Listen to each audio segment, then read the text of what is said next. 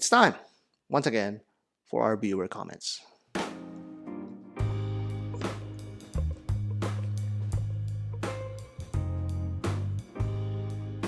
Gabriel Brostinu 8586 says he's talking about, again, the venerable DW-H5600, and he says here, nah, it's a great watch, I love it, let me give my 2 cents. And he like really gave his 2 cents. His 2 cents is like a lot, like 200 or 1000 words here. But I like a lot of the points that he mentioned. He mentioned about the connection issues. Yes, it's not flawless and whatnot, but I mean, it's actually surprisingly holding up.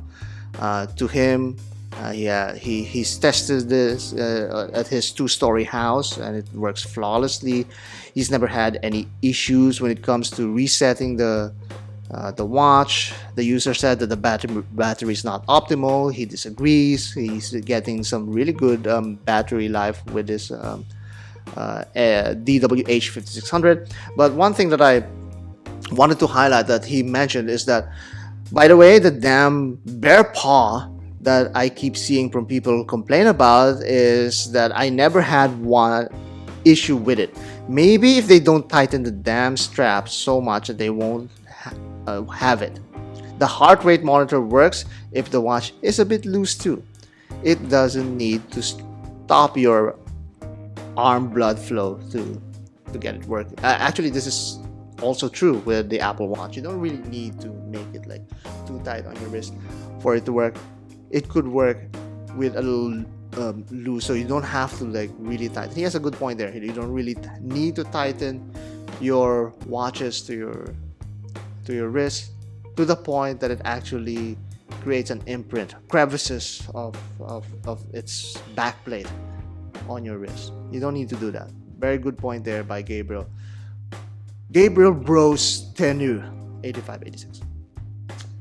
Dutch 6794 says, no sympathy for anyone that thought this was going to be a good solar smartwatch and bought it regretting it. He's talking still about the DW-H5600. It's Casio jumping on the bandwagon and fleecing people for money when it's nowhere near that price. It's a G-Shock watch, not a smart or fitness watch. Most of what he said is true. I agree. But jumping the bandwagon is not a bad thing for watch companies or any other company out there. And companies do that all the time. Now, for the people that he doesn't have any sympathy with, I can contend that not all of those people regretting it had this kind of sentiment. I think that they really are fans of G-Shock and they're willing to give G-Shock a try, even if they fail to get whatever they were expecting. So there's a tinge of regret to that, but there's a little bit of sympathy there, at least for me. For him, he's a little bit less forgiving, but I'm a little bit more forgiving as your watch pirate captain. Because I've been there before as well, and it's really not the end of the world. Some regret, it's fine. Don't get depressed about it. Next, Crash Carson 14 says, does that way to fill the gap with the spring bar still work?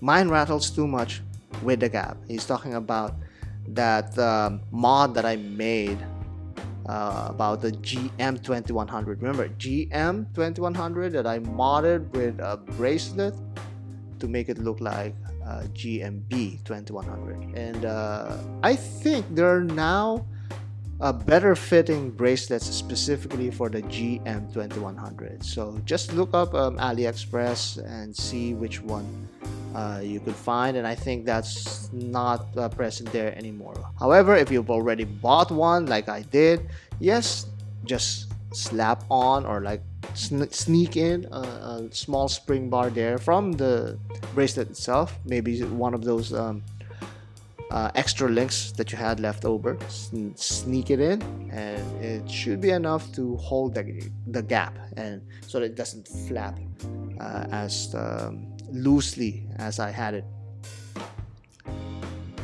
Next, user QU8BM5XM3D says he upgraded the firmware of the latest of his DW-H5600, and now the A button will not work.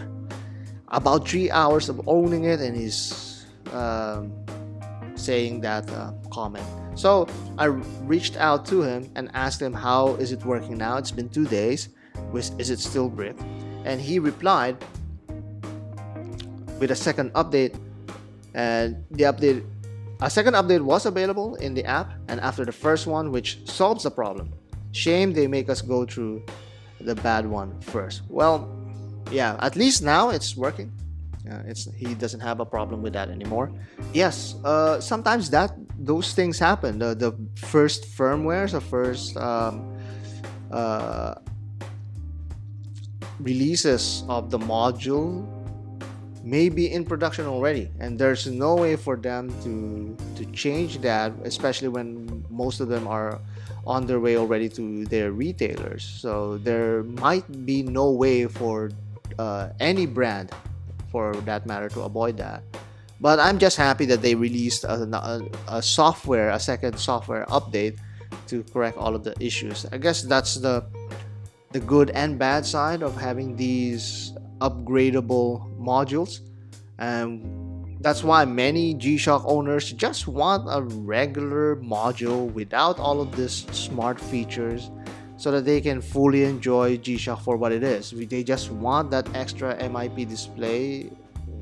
I'm just hoping, that display doesn't eat up much of the battery power to the point that, But I think Casio is also rather bullish at using these MIP displays, as we've seen other releases after the DW-H5600 using the MIP display, and it's still on the G-Shock moves. So let's see if one day they're going to take the MIP display and move it to the regular G-Shock modules. Peter Campbell 3828 says, Design Atelier coming to you direct from behind a dumpster down the street. Almost, Peter. And he, after I banned my wife from the show, you see, she's not here today. Well, she's in the bedroom, probably locked it already, because it's already late, and I'm making this video. So I'm not doing this down the street behind the dumpster, but I am making this video while she's already sleeping. Don't tell her. Jimmy Kincaid says, on one hand, I'm like, $4,000 for a G-Shock is stupid. On the other hand, I'm like, spending $4,000 on a watch that isn't shock resistant is also stupid. Well, I mean, you can't have it all, Jimmy. I know you're a honorable watch pirate, Hall of Famer, but I mean, you gotta pick your side. It's either you like it or not.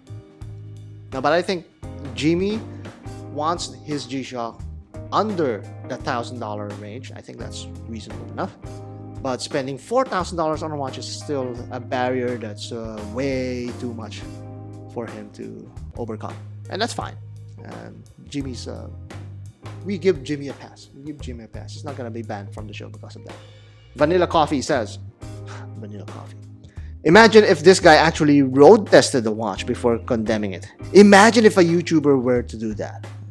Is that a silent sarcasm that I could read from there? You're banned from the show. Okay, well, going back to his comment. You don't have to road test anything to have an opinion about it. Do I need to road test a fire truck or Tim Cook's yacht to give a comment about it? I don't think so. So, anyway.